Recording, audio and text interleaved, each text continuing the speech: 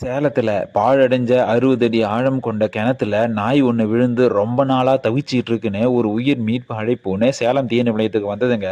அங்க கிளம்பி போய் பார்க்குறாங்க. அந்த கிணறு எப்படி இருக்குன்னு நீங்களே பாருங்க. உள்ள எவ்வளோ கழிவுகள் கொட்டி வச்சிருக்காங்க.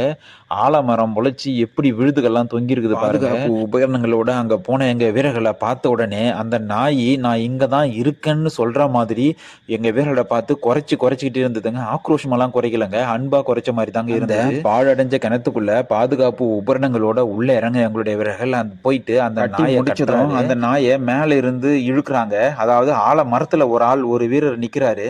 அவரு இழுத்து இழுத்து நாய் செவுத்துல உராயாத மாதிரி மேல இழுக்கிறாரு. அந்த நாய் மேல வருது பாருங்க.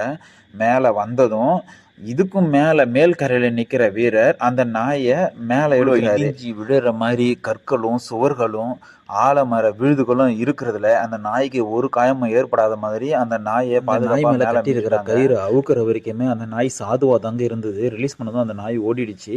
உள்ள இருக்கிற எங்களுடைய வீரர் பாதுகாப்பா மேல் ஏறி வந்ததும் எங்களுடைய வீரர்கள் நிலையம் வந்து சேர்ந்தாங்க. நன்றி, வணக்கம்.